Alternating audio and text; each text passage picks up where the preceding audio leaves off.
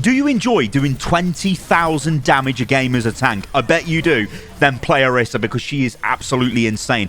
These are the buffs here. Now, the Terror Surge one, okay, that's fine. No one cares because, I mean, who uses barriers anymore? But Augmented Fusion Driver, damage fall-off range increased from 15 to 25 meters. That means you are an absolute killing machine. Orisa is insane right now. Look at this. This is taken from a game. I did 20,000, nearly 21,000 damage in this game. All I am doing is prioritizing destroying the squishy targets beyond the enemy tank. Don't engage the enemy tank. In fact, just ignore the enemy tank. Go forward and annihilate. And I'll show you in some gameplay clips as well, guys, so don't worry about that. But look at this. Here's another game. 15,000 damage this time. But look at everyone else's damage. This was a pretty fast game, this was. But look at that. It's ridiculous. It's absolutely ridiculous. It's like thousands more than even the closest player. It is absolutely insane. Let's take a look at this one. Another 20,000 damage game. Again, quite a lot of damage. And I will say on the other team, the Widow was actually playing Ashe in that game and did have a Mercy for most of the game with damage boost. But I still beat her. It's crazy. Like, what is this, Blizzard? Let's take a look at another one just for the crack. Okay, 23,000 damage here. Yep. I don't really know what more to say here. This is just the damage figures on this hero right now are utterly insane. Orisa is absolutely a top tier tank because of what she can do in the game when it comes to outputting damage. But it's not just spam damage, it's effective damage. It's damage that renders the enemy team basically useless because you are deleting the key players that you need to remove in the game. So you're going for the DPS and you're going for the supports. And no one can stop you. It's crazy. Also, nice Maywall. Right, so let's take a look at this. So this is on defense on Shambhali Temple. I'm not too sure what to make of this map, actually. I think it's a little bit too easy to sort of hold at this first choke point. But yeah, I'm going to pop my awesome emote. And by the way, did you know that that's actually Jeff Kaplan's dog that is on the Orisa emote? I bet you didn't, but now you do. Well, actually, I think it was widely known. It was an Easter egg, but yeah, let's take a look at this gameplay now. So they're playing a Reinhardt into me. They're also playing Junkrat there. And you can see what I did straight away. So I've walked through the Reinhardt, and I don't care about the Reinhardt. I'll attack him if he's the only thing to attack. But I'm trying to hit other targets with javelins. But crucially, I'm trying to take advantage of that increased damage fall-off range, or rather reduced. Or it always confuses me, damage fall-off range. But basically, we've got more range on the weapon before we get damage fall-off. That's what I'm trying to get at. So it means we can engage targets that are further away and do more damage to them, which is actually super powerful. Now, I have been killed there, which is actually a pretty bad thing to happen on this choke point. That was a bad play by me because I've gone way too far around the corner. My supports can't actually heal me. And then Batiste Immortality Field has come in. I think I got the Bloodlust thinking I could take out that Reinhardt, but I couldn't, you know, because Immortality Field stopped it. And obviously Reinhardt is going to do a decent amount of damage to you at close range. But I just was out of range of my healers. It was bad play all around. So you really have to pay attention to where your supports are and try not to get the sort of the blinkers on. That's what was happening. Now, through this little phase here, you will see me do a bit of damage to this Reinhardt just because he's in my face. I'm just trying to put myself in a position where I'm not taking a ton of damage from their team and letting my supports heal me up.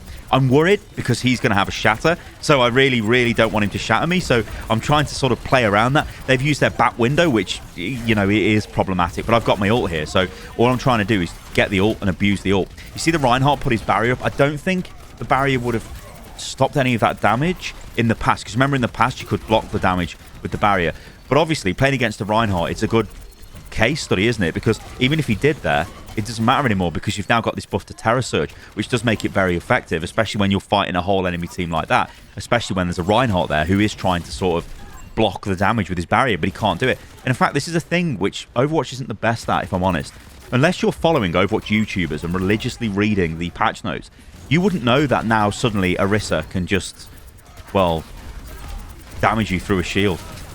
You know, or her ult will affect you through the shield. You just, anyway, this is, I guess you could look at the patch notes thing in game, but do people do that? I don't know. But this is a nano boost, right? Nano boost in the Orisa, which is a tactic we were using in this game quite often, is extremely powerful because Orisa outputs so much damage now, and that was a good counter to the charge. Obviously, Reinhardt versus Orisa isn't a good matchup. The Reinhardt, really, you could say, is maybe throwing a little bit here. But whatever, you know, it can still work. I mean, he will get free shatters on my team if he's clever enough and if he just sort of walks past me or if he shatters through me. But look how fast I got another ultimate online there. I could have waited a little bit longer there to get more damage on that. They're using Tac Visor here, so it's a little bit of a worry. In fact, our Tac Visor killed their Tac Visor, which was pretty strong. I think our Tac Visor was used. Their Tac Visor was used there as well. But yeah, Orisa is just really, really powerful. Like, you can you can bully the enemy tank by just ignoring them and wrecking their back line while also keeping the safety of your position. I think what we're dealing with is almost like an upmarket Sigma in a lot of ways. Like, Sigma is effective at that sort of medium range and he does have AoE damage, whereas Orisa obviously doesn't. But Orisa's headshot potential now on squishies is really, really powerful. And you will see it in this video. Like, look at this. Like, I was actually going for the Batiste there. I was trying to pin the Batiste and shoot him. Like, I don't care about this Reinhardt at all. I just want to do damage to the squishies. They've got a Reaper now, so I'm a little bit worried about that. I shouldn't have bet that fire strike, really. Oh, and by the way, when you're inside Kitsune Rush, it is disgraceful. That was a good javelin as well. Stop the Reinhardt charge. Being a bit aggressive with javelin spin, just because I know it's going to protect me from damage. But they are pushing quite heavily here, and I am a little bit worried. I get the nano boost. I mean, I'm having a lot of resources put into me, you know, and I'm going a bit crazy there. I noticed the Reinhardt barrier was low, so I just powered through it. But look, my ultimate's nearly ready again, and I just want to ult them. That's all I want to do here, and I think this actually is a very effective one, just because I waited a little bit long there. Like, it looks like our Widow managed to secure the kill onto the Batiste. So look at this soldier. Like, this Orisa is just incredible. Like, yeah, tanks in Overwatch. Like, I'm gonna say, right, you know, I'm not the youngest gamer anymore, and I feel like on Orisa, the amount of value I'm giving the team, if the enemy team don't even bother dealing with me, which most of the time they can't. And at the end of the day, how do you deal with an Orisa? Well, you just have to ignore her. But you can't really ignore this Orisa because she's just there piling damage into your team. But the point I was making is, on DPS, like on a soldier, right, I need to be a level above the level I'm playing at to get the same sort of value I would just playing the Orisa, because it's so forgiving with the fact that you can just tank tons of damage. Your javelin skill shot as well, it's very... I think the main thing with the javelin is the fact it interrupts people. That is, like, incredibly powerful. You can use it to just outplay people.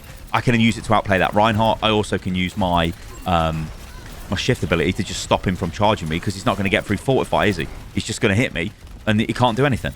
Like, I just think, like, in this matchup here, it almost illustrates how Reinhardt is really suffering in the game right now.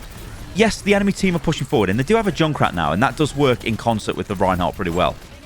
But I am actually, like, dominating their front line, apart from when he charges me into a wall. Admittedly, I had none of my cooldowns available there, so, again, kind of a bit bad play by me. But I'm trying to be aggressive, right? I'm trying to be pushing the fight and sort of taking control of the flow of the fight, because I don't care what their tank is doing, provided it's in front of me and not behind me. This guy was always in front of me. And, you know, some tanks will play behind you, and that's going to happen. But all I'm looking to do is basically annoy their tank with my body and just drill the mid or the back line of their team. I really want to kill squishies. And that's what you have to prioritize with this Orisa. And if you do it, it's so simple. The amount of extra damage you do is just mind-blowing because of that fall-off damage range buff. You can now hit people that you just couldn't hit before. Like, so here, this guy's in front of me. I've been nanoed again. I'm looking to use my ultimate. Again, that's a bit of a decent shatter by him, but there's nothing to follow up. I don't care. I'm just going to run through Junkrat's trap. I'm going to go straight in there. I'm going to use my ult. I probably could have kept my ult, but I had play of the game in my eyes there, and also a good javelin to shut down the Reinhardt. So there are things going on in this game. It isn't just straight up like Orisa is absolutely broken and totally OP.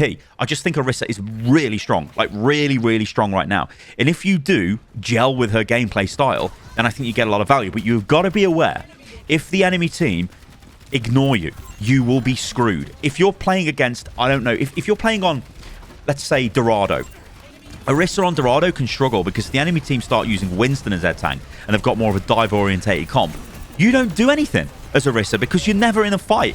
But on this map, well, they've got to come to you. On King's Row, they've got to come to you. You know, if it's a hybrid map, if it's a payload map, you're just going to get tons of value with Orisa.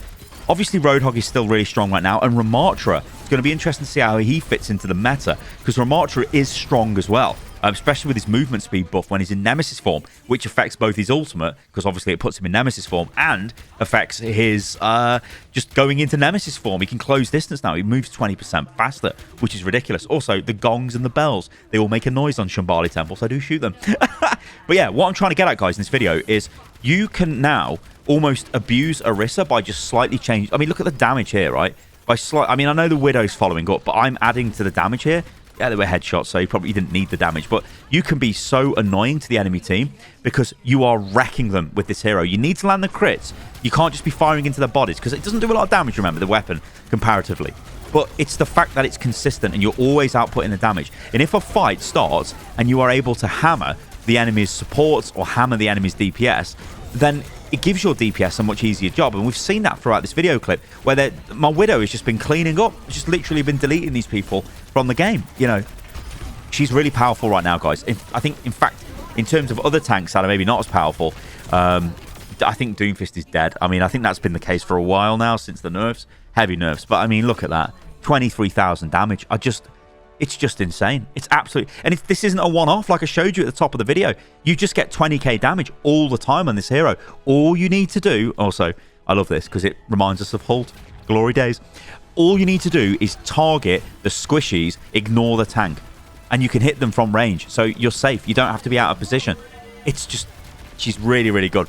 All right, guys, thank you for listening and watching the video. If you did enjoy this, then do like the video, leave a comment below, and yeah, let me know what you think about all of this. And I think I'm going to go and play some more Orisa. She's really strong right now.